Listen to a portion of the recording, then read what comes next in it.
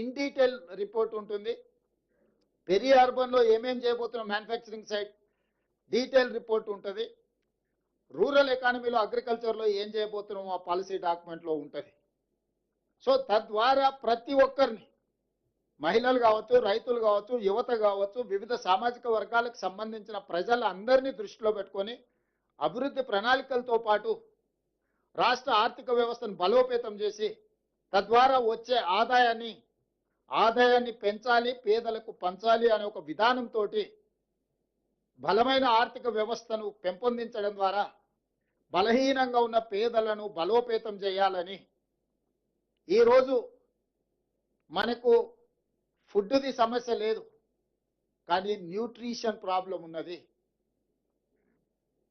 ఆ న్యూట్రిషన్ ఎట్లా ఇంప్రూవ్ చేయాలా, క్వాలిటీ ఫుడ్ ఎట్లా ఇవ్వాలనేది మన ప్రణాళిక.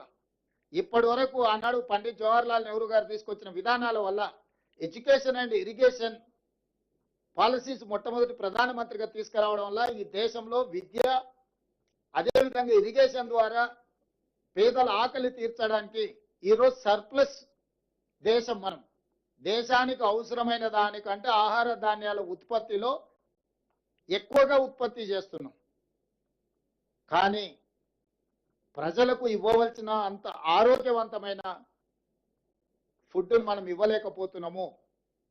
అందుకే సర్ప్లస్ ఫుడ్ ఉంది కానీ న్యూట్రిషన్ ఫుడ్ లేదు. తెలంగాణ రాష్ట్రం మొదటి రాష్ట్రంగా ప్రజలకు న్యూట్రిషన్ ఫుడ్ ఎట్లా ఇవ్వాలను ప్రణాళికలు చేస్తాం. దీని ద్వారా ఈరోజు ఎడ్యుకేషన్ అన్ని గ్రామాలకు చేరింది. తండాలలో, గూడాలలో, మారుమూల పల్లెలకు కూడా ప్రభుత్వ విద్యా వ్యవస్థ చేరుకున్నది, కానీ నాణ్యమైన విద్యత లేదు, సాంకేతికపరమైన విద్య లేదు. విద్య అందించడం అనేది ప్రాథమిక లక్ష్యం. విద్య చేరుకున్న తర్వాత నాణ్యమైన విద్యను ఇవ్వాలి, నాణ్యమైన విద్య తర్వాత సాంకేతికపరమైన విద్యను అందించాలనేది ఈరోజు మా ప్రభుత్వం యొక్క లక్ష్యం. దానికి సంబంధించి సింగిల్ టీచర్ స్కూల్స్ నుంచి చిన్న చిన్న మారుమూల తండా, గూడెం నుంచి మొదలు పెడితే మహానగరమైన హైదరాబాద్